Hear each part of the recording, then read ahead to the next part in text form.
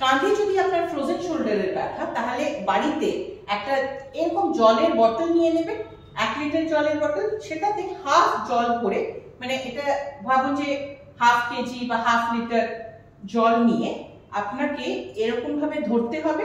বোতলটা ধরে হাতটা পাশে ভালো করে বোতলটা ধরবেন, তারপরে সোজা তোলা, তুলুন, রাইট, কান অবধি টাচ করে আমরা শোল্ডারটা তুলছি, রাইট, আবার নামানো, সোজা তোলা, সোজা নামানো।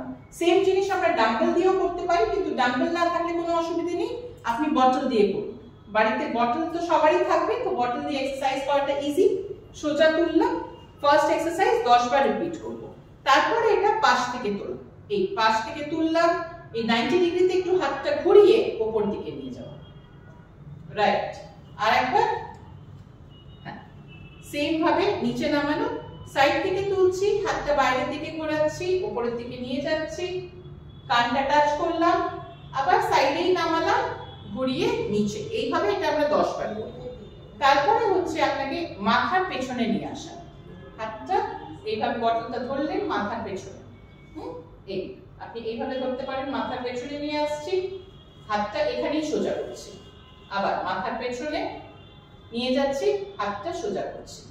এটা হচ্ছে কি ট্রাইসেপসেরও মুভমেন্ট হচ্ছে, প্লাস ইন্টারনাল রোটেটরস, যে আমাদের শোল্ডারের যে মেইন মাসলটা, যেটা আমাদের রোটেটর ইনজুরিটা প্রিভেন্ট করে, সেটার জন্য কিন্তু খুব effective. Plus frozen shoulder, frozen শোল্ডারে প্রথমে যে এক্সারসাইজটা আমাদের দেখবেন যে বন্ধ হচ্ছে, সেটা হচ্ছে হাতটা পেছনে নিয়ে যাওয়া, সেটাকে আমাদেরকে এইভাবেই এক্সারসাইজ করে স্ট্রেংথেন করতে হবে।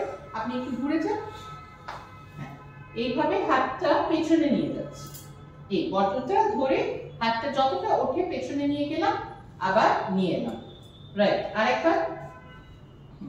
এইভাবে সেম এক্সারসাইজ 10 বার করে প্রত্যেকটা এক্সারসাইজ 4টে প্লেনে মুভমেন্ট যদি আমরা করতে পারি, তাহলে আপনার এই ফ্রোজেন শোল্ডারের ব্যথা কিন্তু অনেকটাই কমে যাবে। রেঞ্জটা, যেটা হাতটা ওঠা বন্ধ হয়ে যাচ্ছিল স্টিফনেসের জন্য, শোল্ডার জয়েন্টের স্টিফনেসের জন্য, সেটা কিন্তু একদম কমে যাবে।